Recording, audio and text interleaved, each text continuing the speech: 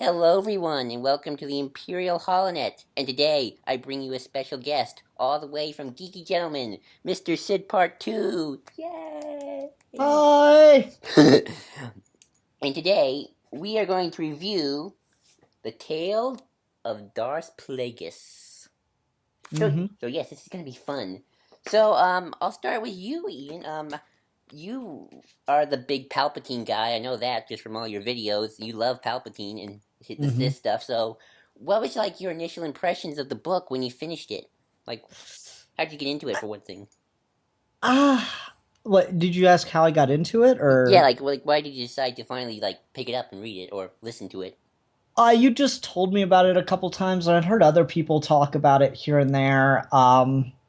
And so I listen to NPR a lot. Mm-hmm. Liberal face here. I listen to Same. NPR a Oh, lot, same. and they do this thing twice a year where they just for like a whole week they just interrupt the programming for a good 20 minutes at a time, begging you to donate to them. Of course. And I just have no patience to listen to that. So I'm like, okay, I'll listen to an audiobook for a week or two. And so I was like, all right, and Darth Plagueis was online, so I was like, it was on YouTube. I downloaded it, got it on my phone, so that's Yeah, that's that's how I what do it. made me finally break down and listen to it.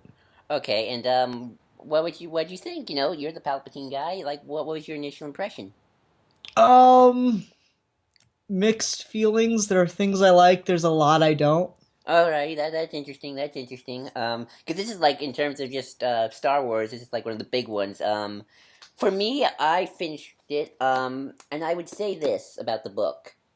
I think this is a book, and I might be defending it where it doesn't deserve defending, but I think this is a book that definitely knows what its audience is, and its audience are the hardcore EU fans who know all this stuff like the back of their hand, because there's a lot of references to other things here. Like, there's even a reference to a video game. A video game here. Um, Yeah, I got that impression. They like two or three times they mentioned like a Sith Lord who went to the light side at one point. I'm like, I imagine that's somebody. yeah, Um, there's also lots of references to like the old Republic games. A lot of the old comics that deal with the old Sith Lords of the past. hmm and it wasn't that stuff that bothered me. Huh? I hate to start out on a negative, but I guess No. my thing that really bugged me about this, Was it the midi chlorians? that too, but it was the fact that both Plagueis and Sidious claimed the title of Sith Lord kind of by accident. Or just like it just happened to work out. It was just like a nice little opportunity, and they're like, oh, it'd be nice if I just became the Sith Lord right now. Oh, Um, oh, I get you. Oh, that. yeah, because Yeah. like Plagueis kills Tenebris or whatever his name is. Plagueis kills his master when they're both in like a life-threatening situation. He just like Right, that's at the beginning. chooses that moment to stab him in the back and bring rocks down on his head. And then Sidious is just like, oh shit, Plagueis is drunk. Let me just kill him real quick. Oh, I guess I can see that. That didn't come to me at, like when I was reading it. I just sort of like accepted it. I guess. I can see hmm why that might be a problem. Like, whoop, drunk Plagueis. All right, zap Yeah, zap. it's just like it's so spur of the moment and just spontaneous. And it like the problem with it is it reads to me at least Hmm. like neither of them really wanted to be the Sith Lord at that time. Like it just seems like they were perfectly content to one extent or another to be an apprentice forever, but then they're like, oh wait, you know what? Changed my mind. I can see why you would read that. I think the Palpatine was a little bit more spelled out because he has that big speech at the end. He says like teacher, yes, and for that I'll be grateful, but master, never. And I love that speech by the way at the end of the hmm book because it just like goes on and Palpatine just being Palpatine, and I love that. But I can understand that. It's kind of just the way of the Sith, I guess, that you just have to you just have to just know when to strike, and you just kind of have to wait. Because the thing about the Sith is, you have the master that needs to teach you all this stuff, and you never quite know when it's time to axe him off because he still might have some secrets left. But eventually, Hmm. the master's going to get weak, and the apprentice, who's still young and spry, has to take over because there is no room for weakness in the Sith because the plan has to keep going. Yeah, I don't know. It's just I would have preferred if there was more of a calculated effort. I I guess my problem is just it comes so just out of more opportunistic, spur of the moment. It feels like a murder of passion as opposed to a murder of calculation. I I can understand that. Although the big part of the Sith is all about passion. That's a big chunk of it. Not compassion, but passion. There's a lot of that's the whole point. Anger, rage, passion. Yeah, but particularly with Sidious, like it bothers me less with Plagueis. It's just that stood out more to me after Plagueis is killed by Sidious. I can Um, understand that. Plagueis is just kind of like we get drunk and okay. yeah, it's just like with Sidious, he's such a meticulous guy. That's true. Um, and I don't know, I would have in Revenge of the Sith, we get that scene where Sidious tells Anakin the legend of Plagueis the Wise, and he goes, "Well, his apprentice murdered him in his sleep," and it's like, well, that's not exactly what happened. From a Um, certain point of view. oh yeah, yeah, Love this is the biggest friggin' cop out in the Star Wars. Well, what I told you was true. because they actually used that line in the book. Uh, Yeah. Star Wars people. So I don't know. It's one of those things where I'm just like that was probably the thing that bothered me the most, but there Uh, were other things about it that really bothered me, and then there are other things about it I really really liked. So right, let's get into one of those. Let's see. What do you just make of Plagueis himself as a character? Like this one guy who we hear in Revenge of the Sith gets one scene, yet he gets an entire book dedicated to him. That's Star Wars for you in a nutshell. But what you make of him? um I liked him overall. I liked how much of the detail and how much of the just measured, perfectly unethical scientific kind of perspective he had, and I like the focus on him as the ultimate capitalist with no moral code whatsoever. I guess that's true. He's a mun, by the way, and if you don't know what a mun is, actually, I'm putting down some pictures in the chat room if you want to see them. The first one's of Darth Tenebris, and the second one is actually of a mun. Um, they're the Yeah, long the audiobook pronounced it Mune, so Mune, right? It's Mune. I always call him mun. Fun fact: Darth Tenebris is Abyss, and if you don't know, Abyss are the guys who are playing the da da da da da da da da in the Tatooine part. So just remember was his that. lightsaber also a flute? No, that'd be cool. No, but yeah, I agree with that. The Plagueis is such an interesting character because I've heard people talk about him, and they almost said that he would have actually made a better emperor than Palpatine would have, because Palpatine is just by the time he is emperor, it's just so egotistical. It's like it's all about him, him, him. While Mm, Plagueis, while he's definitely got the ego part. I mean, all Sith are about themselves in one way or another, I guess. He's able to see the bigger picture. Like he's able to meticulously see the grand vision just beyond himself and kind of know what's going on. See that maybe we need to make some changes here and there. And it's hmm. also just because he's an alien. Because humans in the Star Wars universe, don't have the same skill set that aliens do. Because that's a big thing. Mm. I don't know. Like I liked things about Plagueis.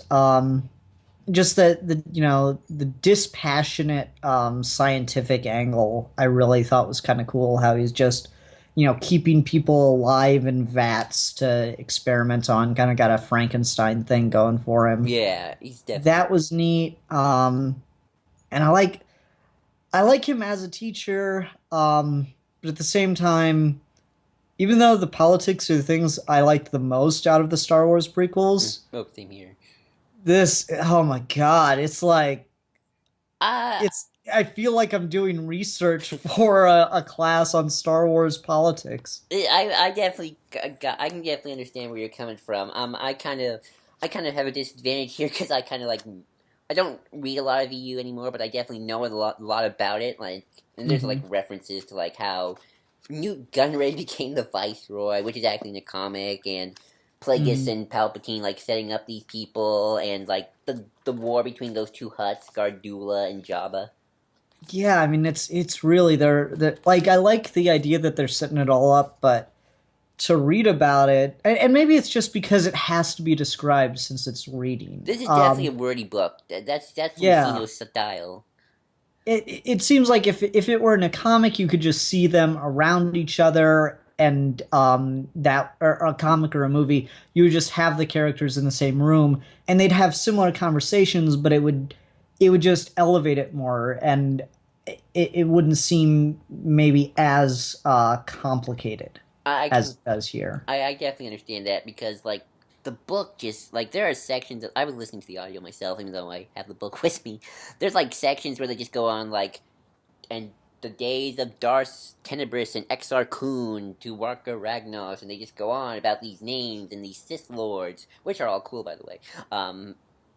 But Hmm. they just go on and on. It's like this is a history book. This is definitely a history book, which I kind Hmm. of like because I love history. That's my field. I love history so much.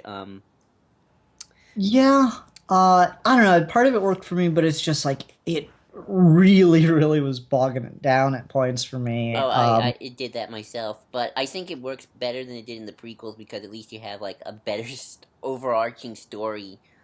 For the most part, I would say. Yeah, and just that It's the engaging. the characters are just written better. The dialogue just works better.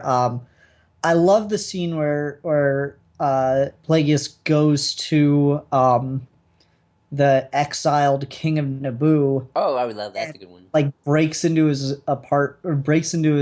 bedroom, and just sits there and talks to him right before he kills him, and he reveals that he's a Sith Lord to the guy, and he's like, now if you had known that, would you still have allied with me? And dude says, there's wanting political power, but what you want is just wrong, or something to that effect. And he goes, I appreciate your honesty. And then he kills him. And I don't know, I really, really liked that. So just the dialogue, just the characters just work better here.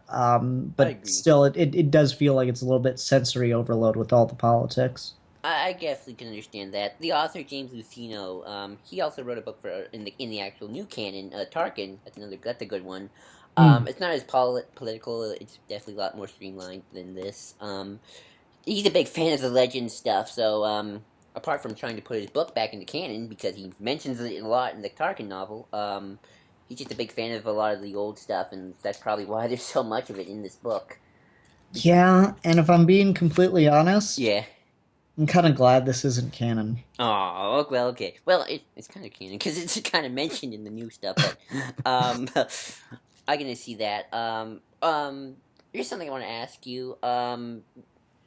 And this is something I've kind of had to deal with myself. What do you make of the fact that you learn that Plagueis was alive during Phantom Menace, or at least like the first hour or so of Phantom Menace? I mean, he's alive for literally all of it, Right, up until Palpatine gets the chancellorship, which happens off screen. right. So how do you make that feel? Because I've kind of been going back and forth in my head of do I like that? Do I not like that? Like eh, I'm kind of like debating like should Palpatine have been just in charge by that time, or it kind of works because Palpatine was more or less moving and doing everything on his own at that point. Like they talk about it's been years. There are years in between seeing each other at points. that's true. But I don't know. I guess it's more reflective of my other major problem with it, which is this just kind of takes too much of it away from Palpatine for me. I can see that. That's definitely been a problem for some people. It's kind of a problem for me too. I'm kind of mixed on it myself because the story's good and I enjoy what they did. Like Palpatine's still using Plagueis and Plagueis is using him. It's kind of the Sith way of we're all using each other. Mm. Um, but I can understand that problem, especially if you're a big Palpatine fan.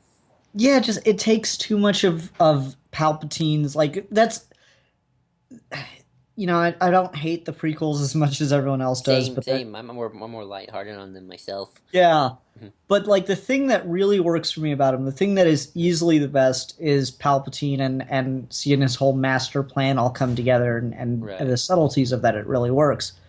But seeing all of that taken away from him and him, and they mention this in the book, he is literally another pawn of Damask or Plagueis, and I'm like, I really really don't like that. I can understand that if you make it kind of if you think of it even grander, Damask and Palpatine are just pawns of the grand plan, which in the old canon was basically started by Darth Bane. Darth Bane, I love saying that. Which is basically the. It's sort of like the Hydra plan almost from Winter Soldier. It's basically we're gonna be secretly just causing chaos and manipulating things for hundreds and hundreds of years until finally the Republic's at the breaking point, and then eventually, whoever the Sith Lord is, you guys are gonna have to basically take over because now we're at the right moment. We're gonna finally have our revenge. Yeah, I get that, but Mhm. I mean that's just so broad that it doesn't really matter. The genius was in the minutia, and that in the prequels you get the sense Palpatine set up this whole blockade thing to get himself into power, and then set up the Clone Wars and the Jedi to put the Republic in a state of fear to get himself into power for life. Right. And I really really like that, but to make Plagueis the one that's responsible for all of it, that it was really Plagueis's plan, but Palpatine just reaped the rewards, really bugs me. Yeah, I definitely understand that. It's something I myself kind of been dealing with myself, and as much as I think the reason I'm not as problematic just because it's still engaging to me. Like I'm not like Mhm. if this book had less going for it, maybe I'd be more upset. But it still has so much, and I just love the political maneuvering machinations of both of them. And in a way, you can say Palpatine is using Plagueis again. Like that's sort of like he's like I don't think they said something about Palpatine with the one putting these ideas in Plagueis's head at the end. Like I mean, he certainly comes up with some stuff. Like basically, it's the ultimate move that I do really like is it's still Palpatine's idea for how to kill the Jedi. right, Like that really does work. That's probably the thing that I'm most glad they kept because Plagueis was planning to just set an army up against the Jedi to have the Jedi fight, and Palpatine was the one that was smart enough to say, "No, we don't kill. We kill as many Jedi as we can, but we have to shame them so that they have to hide." Um, right. Because that's so that any survivors have to stay in hiding. I really like that. because that's the big thing is even in the new stuff at least a little bit I think is that the idea is the Jedi are like the bad guys. That's the way the Empire actually does it two ways. It's either the Jedi don't exist or the Jedi are the bad guys. I think earlier was the Jedi are the bad guys, and then as the generations moved on, we just kind of said, oh, they don't exist anymore. Mhm. So that's kind of the whole thing. We gotta make the Jedi like the bad guys, so Palpatine can be the great hero who saved us from the Jedi and their evil ways. Yeah, and like that's the whole thing I like about this assassination attempt is what enables Palpatine to start an empire, and like as obvious as it was, I really like the whole so this is how free democracy dies with thunderous applause. Yeah, one of the few good lines from Natalie Yeah, Portman. right. Because it's so So true. like just seeing that whole side of him Hmm. de- like seeing that preserved was great, but everything else I really didn't like that it was Plagueis. I really would have preferred for Plagueis to be kind of more working to just degrade the Republic, and Palpatine wanting to go for the chancellorship because he saw the opening, and Plagueis going, no, it's too soon, we can't have this. Because I think that would have worked better considering that Plagueis is planning to live forever. Right. I think that really could have worked if Plagueis was just planning to slowly keep degrading the Republic for the next 100 years or however long Munes are supposed to live for. If he was just Long working time. on constantly degrading and trying to keep Palpatine on a leash, I could have seen that a lot more if Palpatine was like, no, we have to strike now. This is our opportunity. This is our chance to take power. And Plagueis was trying to hold him back. I would have liked it a lot more. Yeah, speaking of holding back, Maul's kind of like that in the book. Um, Hmm. the way like Maul's like, it's sort of like every time he's sort of like that line that one line Maul has in Episode 1, like now we're gonna reveal ourselves to the Jedi, we're gonna have revenge. That's kind of Maul's whole thing. Like I want revenge, I want revenge. I want to show off. That's basically Maul's character. Uh, Yeah, I like that he's a bit of a hothead in this. That was kind of cool. what did you make of Maul being here as well? Just his whole introduction. I don't know. I thought it worked. I always saw Maul as like a really cool character that Sidious just thought of as expendable. That's And definitely true. that's what they use him for here. Is he's expendable. He's a tool for Sidious and Plagueis to use. And so they don't want. He was never meant to be a proper apprentice. And so I like that, and I like the idea that he's too much of a hothead for their intentions for him, and I think that that fits with the other things we've seen of Right. Maul, particularly in Clone Wars, where he's got some machinations of his own, but they all ultimately settle around Kenobi. Right. So he's got too much passion, rage, and he has no ability to remove himself from it at all. That's true. The book actually has, if you're a new fan, this book has kind of like a funny little line because Maul's kind of species or where he comes from always changes, so they kind of make fun of that in the book. Uh, Yeah, like he's supposed to be from this planet, but then Clone Wars said he was from Dathomir. It's just little nitpicks of Star Wars trivia. But yeah, I agree with that because Maul and I've been talking with some of my friends, like both Maul and Dooku you can make an argument that they aren't really Sith. Maybe Maul a little more than Dooku. You can almost make the argument that Dooku is more of a dark Jedi mhm, because I don't know how much he know. I mean, he was trained in like the ancient Sith ways because Palpatine didn't really have time to train him like he did Maul. So it's sort of like mhm. the idea with Dooku, who's introduced in this by the way too, and I thought a lot of his stuff was cool because they show how how he's kind of iffy about the Order and he's a count from this planet who denounced his title, but he's going to take it back. And Hmm. Palpatine's kind of making a friendship with him as both Palpatine and eventually one day Sidious. So I thought that was cool. What you make of it? Yeah, I liked that. I was unsure on like if I'm trying to remember. Does Dooku knows he's using the dark side? Does Dooku know he's a Sith in the main canon? In the I movies, I is he? think yeah, I think yeah because he has the name Darth Tyrannus, and you only get. Okay, But okay, right. I mean whether or not people argue he is technically a Sith, that's more just a fan thing. But yeah, Yeah, I don't know.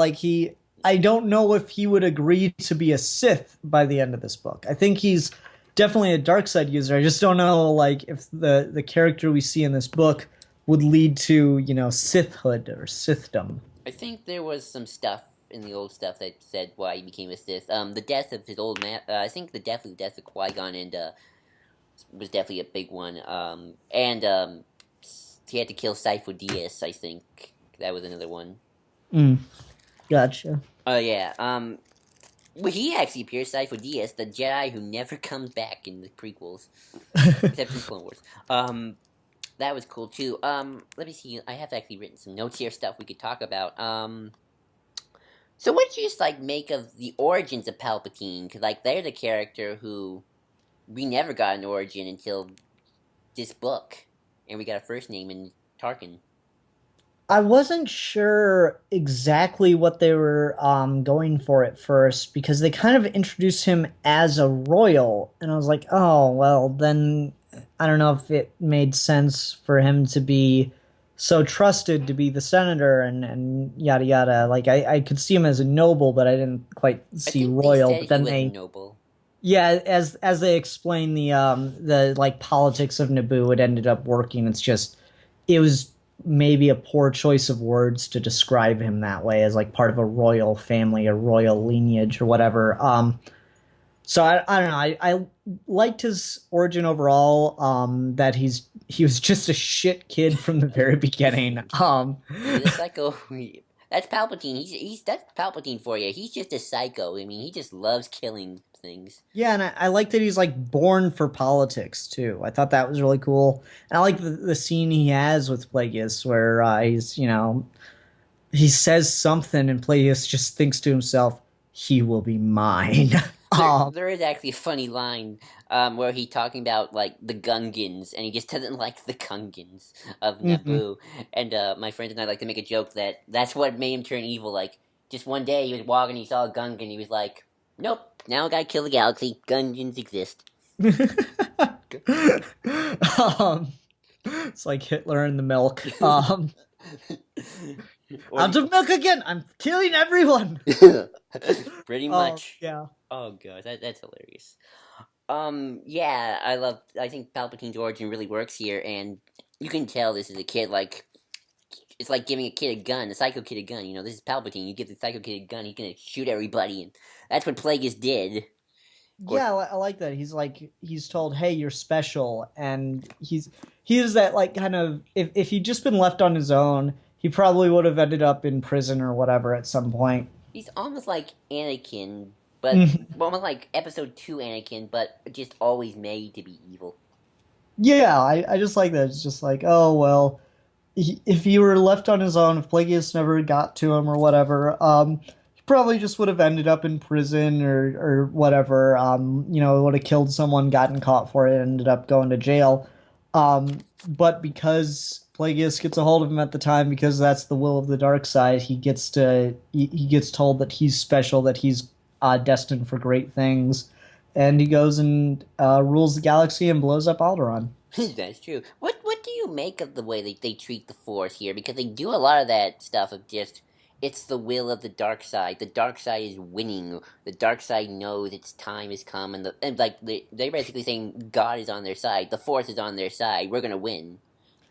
Well, I like parts of that. That's some of the stuff that I do like the most is the whole nature of the Sith as pointing out how hypocritical the Jedi are. Which is true. And It's true. and yeah, and pointing out that like, okay, no, the dark side isn't superior to the light side. It's more powerful, but it's not superior.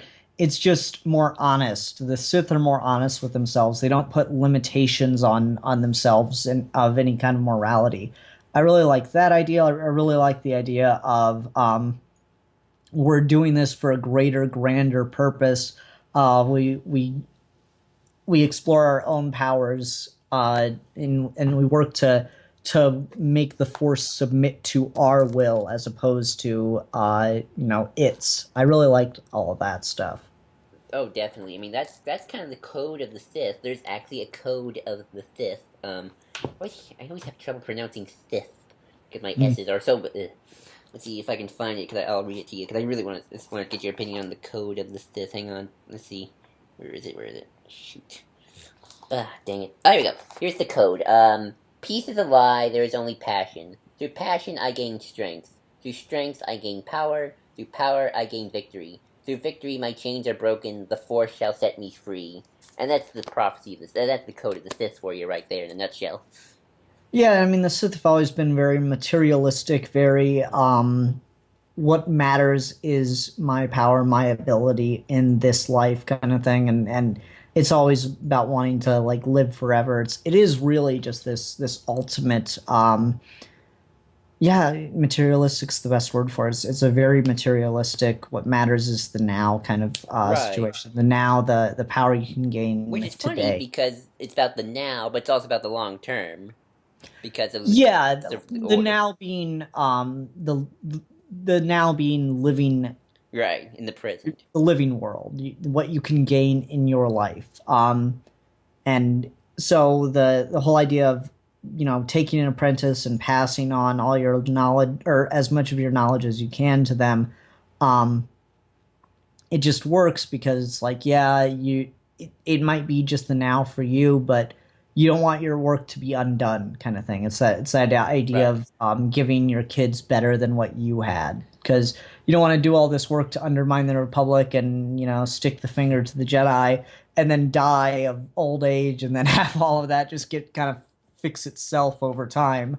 Well, So that's you, kind of what Plagueis was kind of doing by the end of it because he wanted to live forever. yeah, exactly. And that's kind of the reason why Palpatine killed him because Palpatine almost you can almost say this to defend taking away some of Palpatine's kudos to the grand plan is that Palpatine kind of saw Plagueis was like, okay, Plagueis, you're kind of getting in over your head with this whole living forever thing. Let's go back to focusing on the grand plan here. And Plagueis is like, I want to focus on manipulating midichlorians and my genetics so I can live on forever. And Palpatine just kind of saw that. It's kind of like, this is not helping me here. So in one, I guess you can defend it that way. I'm sure it's not the greatest defense out there. Yeah, again, it just gets to my problem that it's not his plan. Right. Like, no matter how involved he is in it, no matter how much of it he's responsible for on his own, while Plagueis is off kind of just, being a mystic old man thing, that's not my problem. It's just that it's not his now. That it's almost entirely taken away from him and given to Plagueis, and all Sidious really gets to keep. That's wholly his own. Is the plan for the Jedi. That's true. That's true. That's just I've always just said I've come to this realization now that as a Star Wars fan, be it the new canon or the old stuff, whatever the original intention of the movies is, the expanded universe is gonna somehow change it. Sometimes make it better, sometimes make it worse, depending on who's writing and what the reaction is. I guess to depending on who's reading it. That's fair. Like the first Star Wars expanded universe novel, Heir to the Empire, which is probably a better starter if you ever want to get into the EU. They actually managed to retcon away in why the stormtroopers are so incompetent at the Battle of Endor through battle meditation, which is like a force thing that a Jedi can use or Sith can use to like help influence their troops. And Palpatine was like constantly using it so much that by the time Endor came around, like, the troops, like, needed Palpatine just to think properly. And when he died, like, that's when all the fighters and officers kind of, like, just, like, it's almost like waking up from a mystical sleep and, like, you're just not sure what to do. It's like being on a drug all the time and then just having that drug taken away. That's a weird idea. I'd have to read that because just from the way you describe it, it doesn't make any sense. Because they're being incompetent before the Emperor dies. Well, it's almost like being more incompetent, because they're on a drug. Here, I'll just send you the Wikipedia. Wikipedia. Okay. I love Wikipedia. Battle meditation is the ability to use the Force to coordinate allies to work together with enhanced precision. It can also be used to simultaneously demoralize the opponents, reducing their combat effectiveness. Battle meditation was used to influence armies and fleets to win a battle and even wars. Yeah, okay. I don't know. I'd have to read it in the context because just from that description, it doesn't really like work for me. But I can understand that. It's definitely something you probably have to look for yourself. So I guess let's talk about, speaking of things with the Force, let's talk about your favorite thing about the Force. Good old midichlorians. Yeah, this really. Oh man, this.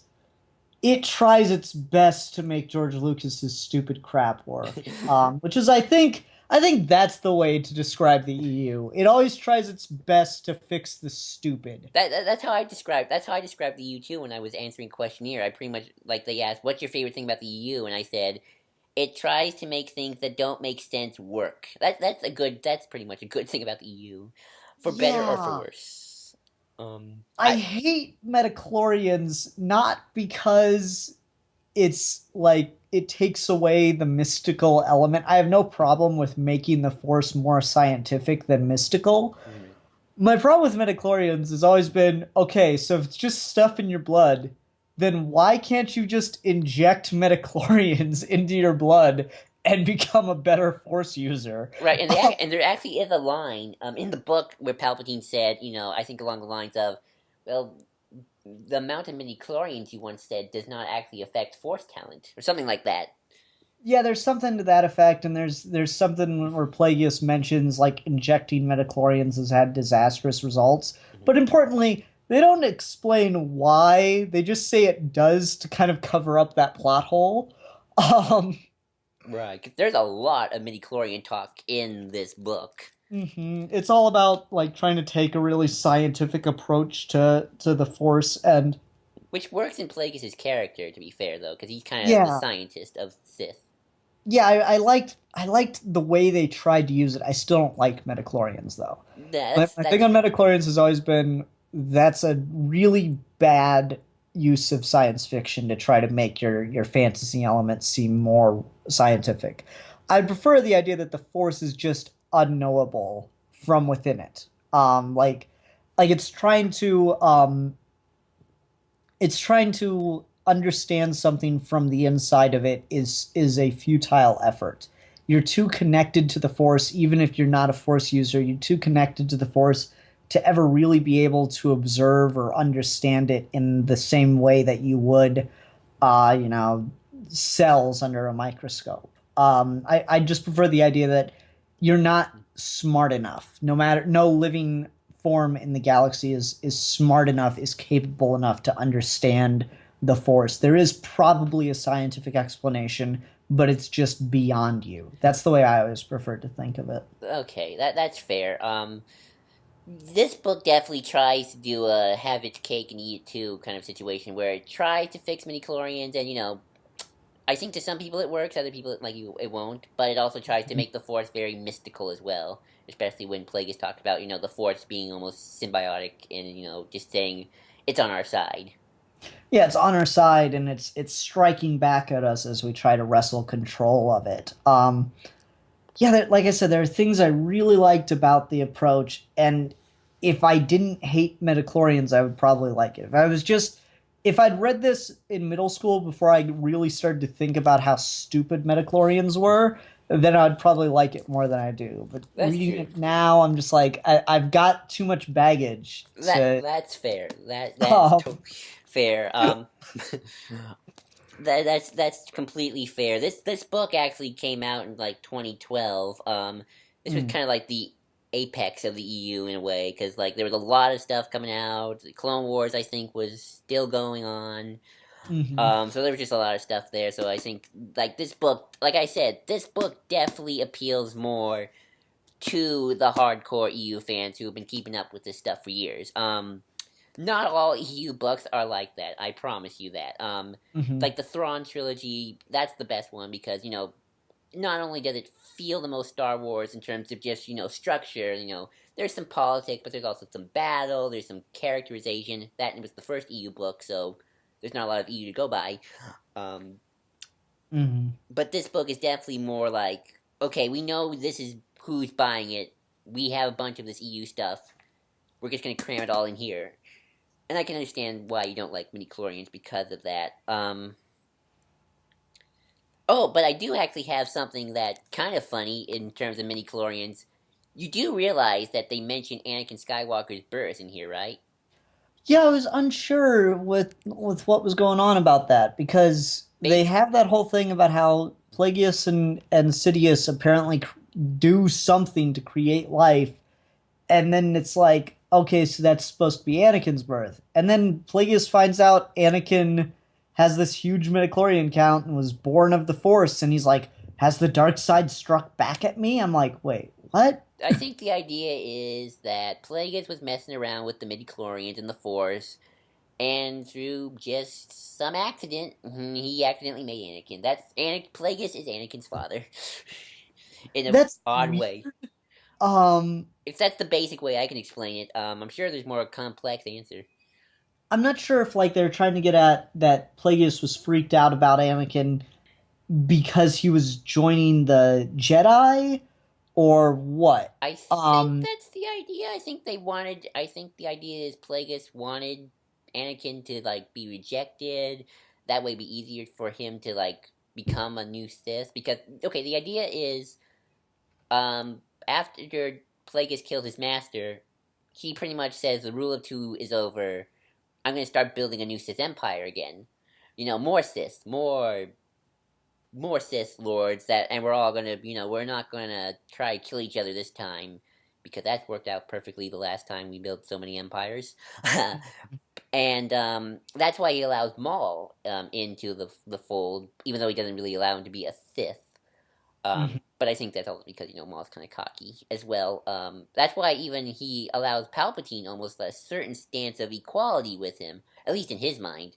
Palpatine obviously knows the truth that he's not really an equal, which is why he killed him in the end. But I think to have this powerful kid on your side be a Sith Lord I think that's why he was afraid that if the Jedi got him, they were doomed. But Palpatine kind of at the end of the book, which actually has Anakin show up, realizes, oh, this kid, there's still a chance. I'm gonna get him.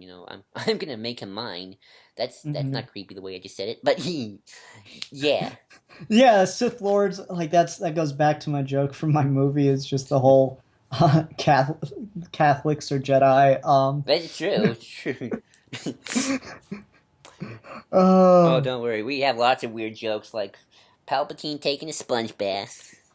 what the shit? I don't know. We just talked about it last time we were doing a podcast, and just we wound up talking about Palpatine taking a sponge bath. Okay then. I know. Um, Or Sheev, because that's his first name in the new canon. Sheev Palpatine. Sheev? Sheev. Huh. Okay. It was written by the same author too. Um, but yeah. So Anakin's that's kind of like they do the virgin birth thing, but I guess it's not really. It's more like the dark side birth in a way, Mm-hmm. or the scientific accident, I guess.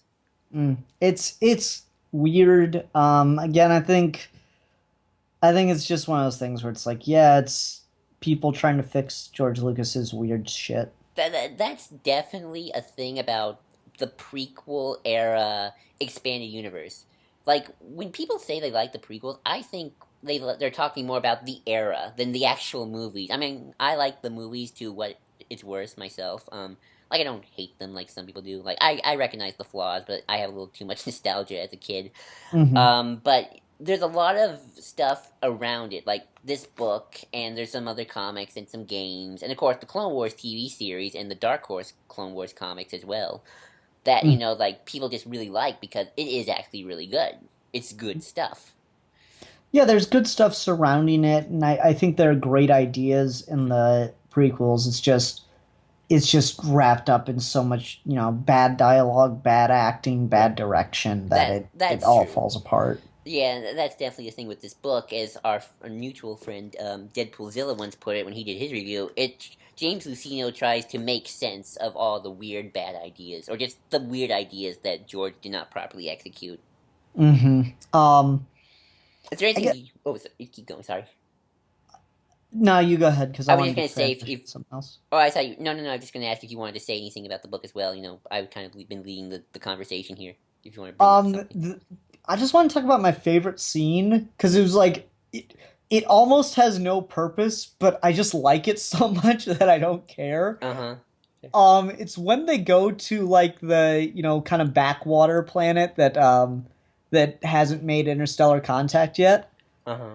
I really like that whole thing about how there's like this Sith tradition of just landing on this planet of primitives. It's like the most anti Star Trek thing ever of landing on this planet of primitives just to fight and murder them, and to like make yourself stronger or make yourself feel superior. And then I just really like that moment Plagueis has, particularly because they kind of established that his species isn't really meat eating, but I like that moment where he kills the one warrior on the battlefield. Everyone else, they just kind of injured severely or knocked unconscious. He kills the one warrior on the battlefield and just cuts out his heart and takes a bite of it, then hands it to Sidious.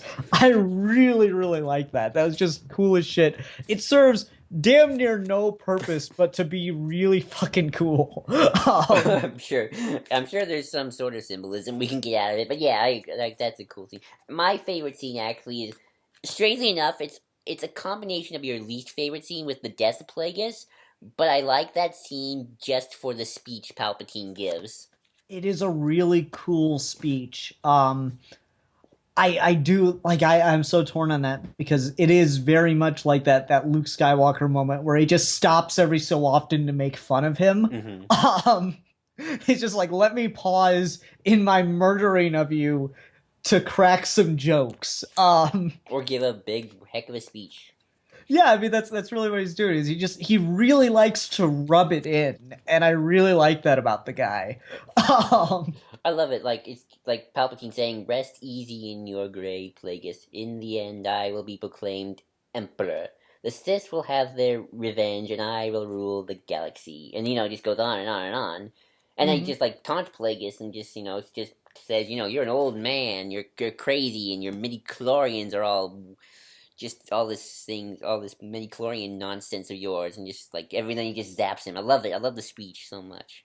Yeah, the speech is awesome, but I just don't like the setting around it.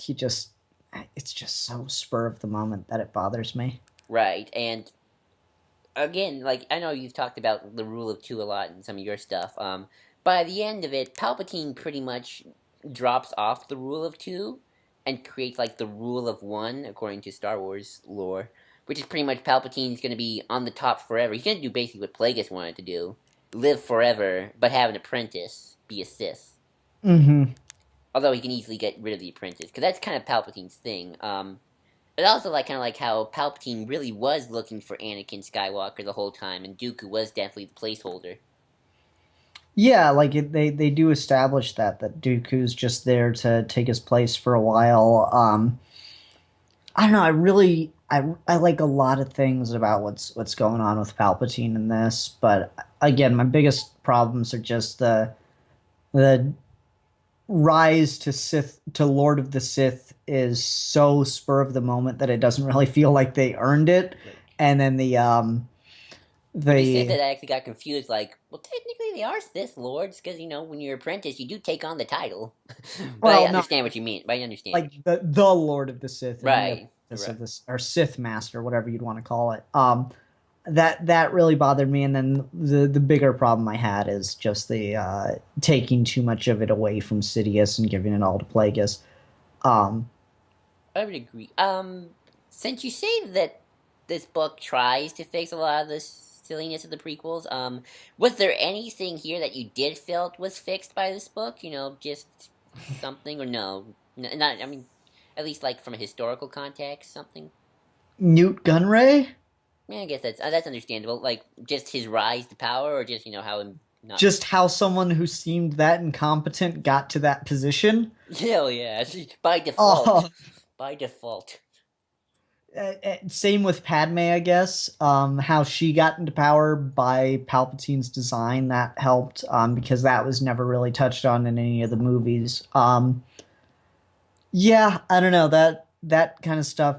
Like I suppose that's why I didn't enjoy it more. Like I thought it was okay. Like I said, I have mixed feelings, but I probably would have enjoyed it more if it fixed more of the problems for me. But the problems it tries to fix are the things that I think are just untenable. Okay, I understand that. I feel like two things. You probably didn't enjoy it because of that, and also because, again, like I've been saying, this book is more. You appreciate this book more if you have like a working knowledge of the old EU stuff.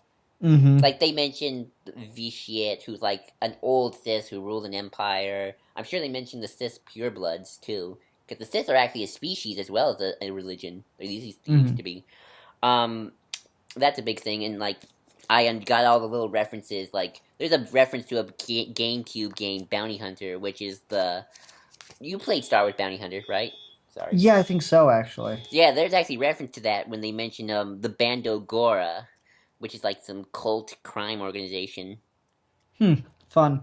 Yeah, and a bunch of other little names as well.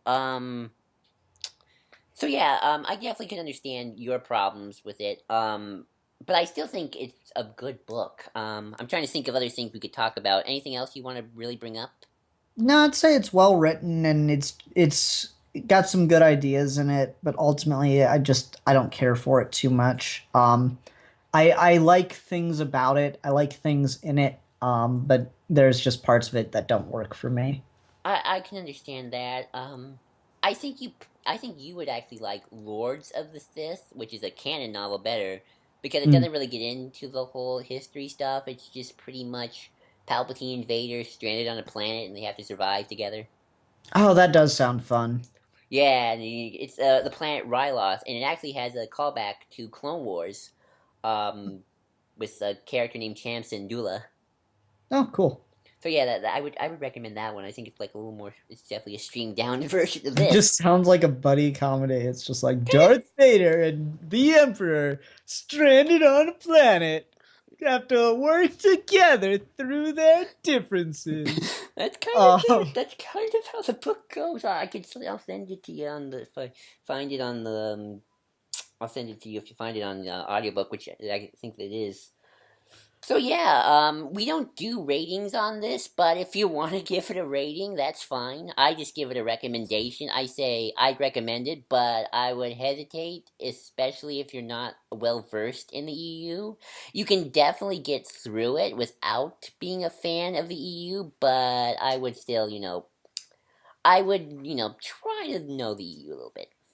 yeah, I think I'd agree with that. If you're not a if you're an EU fan, you'll probably enjoy this. Legends fan now, I guess. Oh well, whatever. I know. I'm just, It's one of those things. You'll probably be able to enjoy this more if you're an EU fan. If you're not bothered by midichlorians, you'll probably enjoy it a lot more than I did.